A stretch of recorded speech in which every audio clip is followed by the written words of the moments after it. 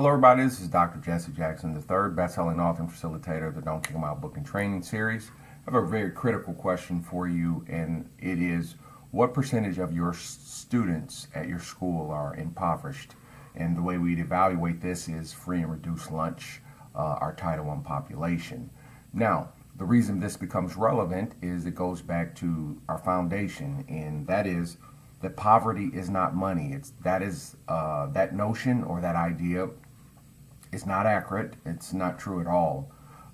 Poverty has very little to do with money. If this was the case, this means we could give people money and we can change their state of poverty. That's absolutely not true.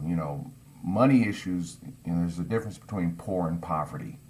And so when you have a population that comes free and reduced lunch, you have a high number of free and reduced lunch and a Title I population. There's a dynamic that comes with that, and we have not fully understood it, and this is why so many schools and so many districts are struggling. They're still attempting to solve poverty with money or middle class ideas when there's a complete disconnect to exactly how to serve that need. And let me show you what I mean here.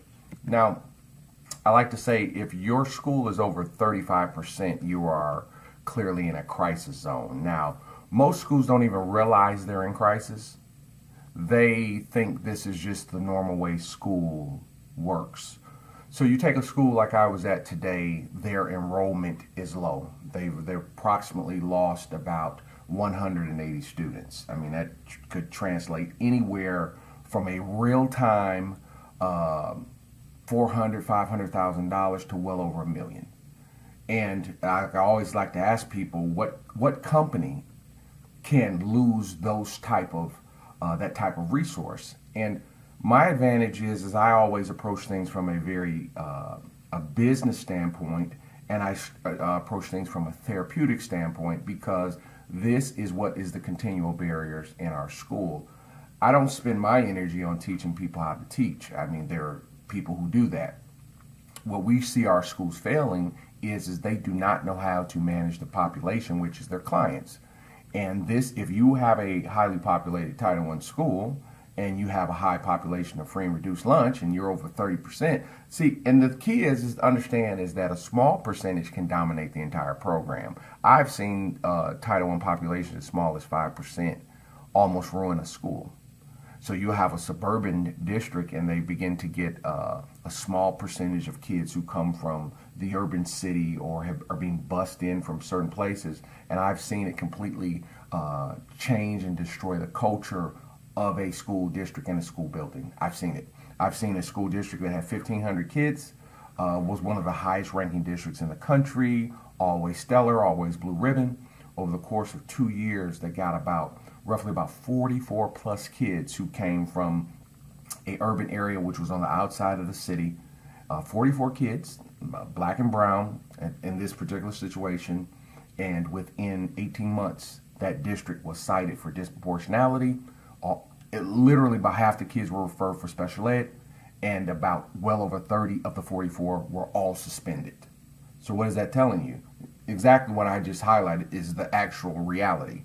We're trying to play it. We're trying to make it one thing that we understand, and we really don't. The issue is, and this is what happens in schools, and this is what happens in our government, you have middle class mindsets and rich people, middle class and working class people who are coming up with ideas to help poor people. Guys, I'm telling you, that doesn't even make sense. Poor people don't make rules for rich people. Poor people don't make rules for working people. So you'd at least, before you attempt to try to serve the population, you have to understand what you're dealing with. The information we've got on poverty is incomplete and it's very inconsistent. And a lot of people have been misguided because they just think that it's money. Well, if it was money, it's probably been one of the most funded initiatives in American history, but yet people are getting poor. When the welfare system that we know today started in the mid-'60s, it was kind of aimed at helping minorities. Well, if you fast forward 53 years, a third of the country's on it. So apparently the there's a miss. It's a miscalculation. You think you're helping, but you're not. Title I's been one of the most funded initiatives of all time. But once again, we still have more schools still not performing. And it's because they don't understand exactly what the challenge is. When you're going to deal with poverty and free and reduced lunch, your challenge is going to look like this. And this means there's a devalue for education, and you got to think about what that really means. The teachers value education. Middle class working Americans, education is a priority. Most middle class working Americans, what do? They pay taxes, they go to work. One thing that comes out of this poverty culture, what people do not comprehend, we have a generation of children, students, that have never seen a person in their family go to work or pay taxes. So here it is, once again, here we're doing the same thing. The middle class professional is trying to govern the poor guy or the impoverished guy who sees them in a completely different light.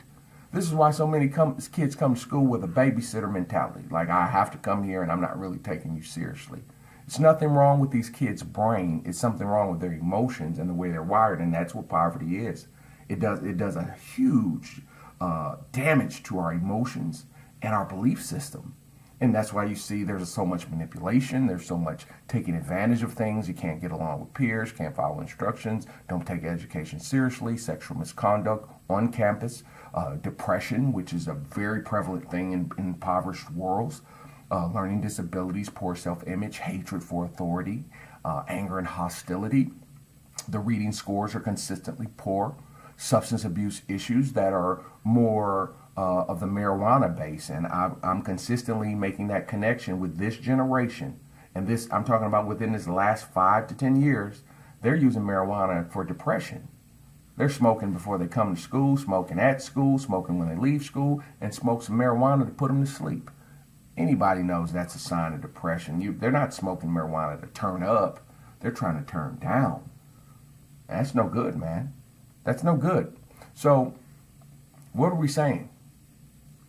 We have to actually make an adjustment in the way we're going to address the problem. That's what's going on. You can't keep going at it with that idea that we have. The middle class idea of solving poverty.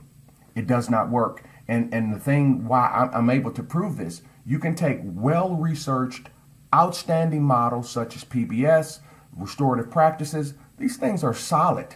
These things absolutely work and should be done. What that folks don't understand is if you're using these tools for impoverished communities, you might want to rethink it and understand that it's a possibility that you are missing your population's needs. Take this for example, and I'll leave you here, and I'm sending you to go think. When we're in juvenile, one of the things that in the juvenile facility that I was in, we used restorative justice. That was the model before I got there. Well, guys, I'm working with guys that's from the neighborhood, my neighborhood, Detroit hood, real life situations, but parts of Chicago hood, real stuff. And so what those kids started to understand was what were the rules to get out. So if restorative practice meant that you holding me accountable and I gotta be sorry so you think that I have remorse or empathy, I'm going to tell you what I want to hear, what you want to hear. And this is what we just said here, manipulation. Take advantage of the situation. Find out what the rules are, tell you what you want to hear, and then let's move on. And so what I had run into when I came into the system was so many guys were manipulating their way back to the streets because they understood the restorative practices process. And so they start manipulating the people who were implementing the process. So this is what's key here. There's nothing wrong with restorative practices. There's nothing wrong with PBS. The issue has always been the people who implement. Do they really understand who they're trying to help? And that's why I spend my energy on helping the people versus implementing practices and models. Because that's, guys, best practices will never travel. You know why? Because best practices are based on best people. Those people who have success doing a certain thing, it was based on the people in that environment and how they felt about it. We can keep doing the same thing. I don't like losing. I don't like being embarrassed. I don't like being in the newspaper or national news because my school failed, because we had major incidents. I don't like having negative relationships with the people I serve. That means my parents and my students. I'm not into that. And so what I'm always pleading, and I use videos to do, to continue to teach. And I'm going to keep on teaching. And I'm so appreciative to the hundreds of schools that have allowed me to be a part of their life and their instruction on developing a healthy organization that actually serves its client. I'm appreciative, and I'm just going to continue to extend myself, and I'm just looking forward to serving so many more schools that are running into this problem. They have great teachers, they have great faculty, the heart is in it, but they just kind of are missing it strategically in terms of the approach to the student. And that's something that we can work on, that's something we can learn, and that's something you can be trained to develop. That's what our program's all about. That's why it's very successful. I'm honored by that success, and I'm working harder than I ever have, and I'm just working toward getting better because I continue to study, prepare, evaluate, and I'm still working with the students. And that's what I think is always my advantage. I am still actively practicing in my own practice, still actively practicing in schools, helping schools and helping students in the schools. So I'm always connected to this type of kid. I know what they see when they're looking at the teacher. I know what they see when they hear the rules at a school. So since I know what they're thinking, let us be smart and proactive and get in front of this stuff, and let's go about this differently. That's the only way to win. Share this video with one of your colleagues. Definitely take the time to watch, listen, take notes. This stuff that we're laying out, guys, this is the answer. This is not answers. No, this is a route, and this is a strategic way to get the problem solved and corrected permanently. Dr. Jackson here. I'll see you next time.